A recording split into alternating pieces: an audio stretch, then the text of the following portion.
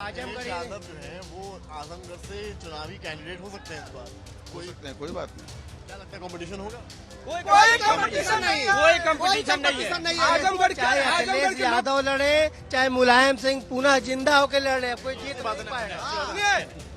अखिलेश हुए फरार, निरहुआ सटल रहे। क्या करें? क्या नाम है आपका? परवेज आजमी, कहाँ से आए? यही आजमगढ़ से, मुबारकपुर। दिल्ली में आए आप? न दूरी है न खाई है, मोदी हमारा भाई है, यही हमारा नारा है। प्रधानमंत्री नरेंद्र मोदी की आजमगढ़ में रैली हुई है और प्रधानमंत्री मोदी के जाते ही यहाँ पर हर ओर केवल प्रधानमंत्री मोदी के नारे और जय श्री राम का जयघोष हो रहा है। आप देख सकते हैं मेरे पीछे तमाम लोग हैं, उनसे मैं बातचीत करूंगा। आप लोग ये क्या किस वेशभूषा में आए? हम लोग तो युवा मोर्चा है, युवा मोर्चा के पदाधिकारी जिला उपाध्यक्ष है। अब की बार हम लोगों ने ठाना है कि मोदी जी को तीसरी बार प्रधानमंत्री बनाना है। तो ये मोदी परिवार से क्या मतलब है आपका? ये दिखाइए जरा। ये देख सकते हैं आप, फिर एक बार मोदी सरकार और मोदी परिवार की बात कर रहे हैं आप। जी, क्या कहेंगे मोदी परिवार? हम लोग उनके परिवार के सदस्य हैं, हम लोग उनके परिवार हैं। क्या माहौल है आजमगढ़ में आज? बहुत सुंदर, बहुत अच्छा। सांसद जी को जो पुनः दोबारा जो है विजयी बनाएंगे जो है, और युवाओं ने ठान लिया है कि फिर से 2024 में फिर एक बार मोदी सरकार, फिर एक बार मोदी सरकार। आजमगढ़ी नहीं, पूरे अखिलेश यादव जो है वो आजमगढ़ से चुनावी कैंडिडेट हो सकते हैं इस बार। कोई बात नहीं। क्या लगता है कंपटीशन होगा? कोई कंपटीशन नहीं, कोई कंपटीशन नहीं है। आजमगढ़ चाहे अखिलेश यादव लड़े, चाहे मुलायम सिंह पुनः जिंदा होकर लड़े, कोई जीत नहीं पाएगा। अखिलेश हुए फरार, निरहुआ सटल रहे। आजमगढ़ के सांसद ने इतना काम कर दिया है। जो माननीय सांसद हमारे निरहुआ जी है, उन्होंने 1.5 साल में जितना विकास किया है उतना विकास सब क्या विकास? है। विकास आप देख लीजिए, किसी भी गली में चले जाइए, किसी भी रोड में चले जाइए, एक एक विधानसभाओं में आप चले जाइए, पूरा आपका रोडों का जाल बिछा हुआ है। मोदी ने बिछा दिया। हाँ, निरहू जी ने जी बिछाया। के नेतृत्व में, निरहुआ जी के आग्रह पर केंद्र की सरकार, मोदी जी की सरकार, योगी जी की सरकार ने प्रत्येक विधानसभा में लगभग 50 करोड़ से ऊपर की परियोजनाएं चल रही है। 50 करोड़ से ऊपर की परियोजना प्रति विधानसभा। एयरपोर्ट रुका हुआ था, ये जो एयरपोर्ट रुका हुआ था, ये उन्हीं लोगों की देन थी कि रुका हुआ अभी था। लोगों से बात करेंगे, आइए मेरे साथ थोड़ा इस तरफ चलते हैं। यहाँ पर कहाँ से आए आप? क्या नाम है आपका? क्या करें? क्या नाम है आपका? परवेज आजमी, कहाँ से आए? यही आजमगढ़ से, मुबारकपुर। हाँ, तो क्या कहेंगे मोदी जी की लड़ी में आए आप? न दूरी है न खाई है, मोदी हमारा भाई है, यही हमारा नारा है। आपकी बात सारे 400 मुस्लिमों को। पर। अखिलेश यादव अखिलेश यादव खत्म, अंतिम संस्कार कर दिए हम लोग। ऐसी बात ना करिए, आजमगढ़ तो गढ़ कहा जाता है ना। आजमगढ़ गढ़ कहा जाता था, अब नहीं है। अब प्रधानमंत्री जी को कमल का फूल खिलाया। आजमगढ़ को गढ़ कहा जाता था, लेकिन समाजवादी पार्टी के लोगों ने गढ़ को गढ़ई बना दिया था। उस गढ़ई में कमल का फूल खिलेगा। और आपको आशा नहीं, विश्वास दिला रहा हूँ कि हम युवा हैं, हम युवा देश की ताकत है, परिवर्तन लाकर मानेंगे, कर देंगे ऐसे काम जिन्हें सब मील का पत्थर जानेंगे। कुछ का नहीं होगा ये भारत शास्त्रों वर्षों वक्त। इस दुनिया वाले इस भारत को चीर युवा नाम से जानेंगे। अब इस भारत का नेतृत्व करेगा युवा, और निरहू जी युवा हैं। आज निरहू जी को हम सदन भेजेंगे पुनः दोबारा, और आपको आशा नहीं, विश्वास दिलाता हूँ कि इस बार 400 पार नहीं, अगली बार लोकतांत्रिक महासभा जो होगी, किसी को चुनने का विषय ही नहीं, वो केवल भाजपा होगी। जिस तरह इस बार इन लोगों को टिकट नहीं क्लियर हो पा रहा है, उसी बार अगली बार ये लोग किसी लोग लड़ने के लिए तैयार नहीं होंगे। अब की बार चलिए आइए पीछे चलते हैं और लोग से बात करेंगे। थोड़ा पीछे आइए। देख सकते हैं महिलाएं भी हैं, उनसे भी बात करेंगे। आप लोग बताइए, प्रधानमंत्री की रैली में आज आप लोग थे, क्या कुछ देखा, क्या कुछ समझ आया? क्या कुछ समझ आया? कैसा है माहौल? माहौल बहुत अच्छा है, और मोदी जी ने इतना कुछ किया है कि अब समझने के लिए रह ही क्या गया है।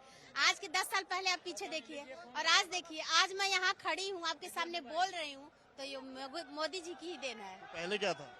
पहले तो कुछ ऐसा, अब जो हो रहा है वो अच्छा लग रहा है। पहले औरतों को दबा के रखा था, हम लोग आजाद नहीं थे, हम लोग पर्दे में रहते थे, न पढ़ने का अधिकार था, पढ़ने जाने के लिए भी हम लोग को इतनी सुविधाएं नहीं थी, न कॉलेज थे इतने सारे। अभी इतनी सारी सुविधाएं महिलाओं को मिल रही है, हमारी बेटियां पढ़ रही हैं, आगे बढ़ रही हैं, और क्या चाहिए हमें? बिंदास जी रहे हैं, सबसे बड़ी बात है। हम महिला विपक्ष कह रहा है कि जो है महिला सुरक्षा नहीं है, रोजगार नहीं।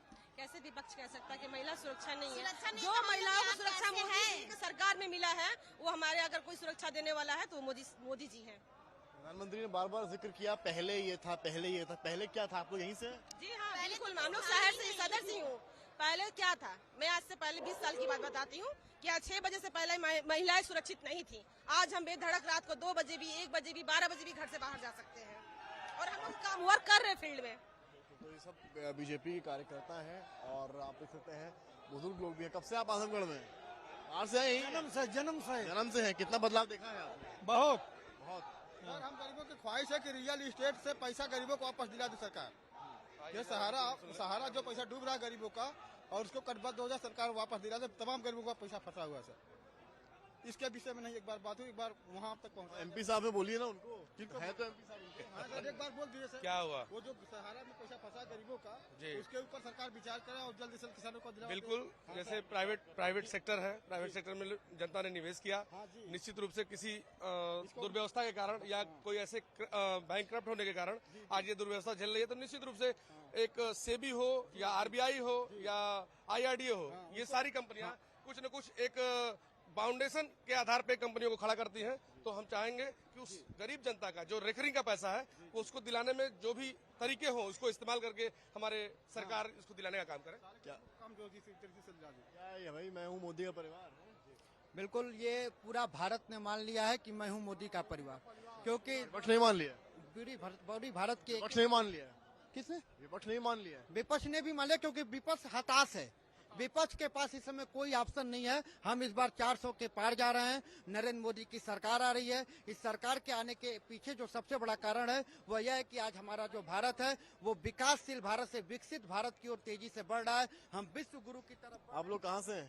कृष्णदेवपुर से। क्या है माहौल आजमगढ़ का? माहौल यही है कि हमारे गांव के प्रधान के मर गया, हम मार के टांग दिल है लोग। ऐसा है साहब कि उनका न्याय हम लोग के चाहिए। 5 कत्ल हो चुका हमारे गांव में, तो कोई आप सुनवाई नहीं। एमपी साहब से कहिए ना आपने।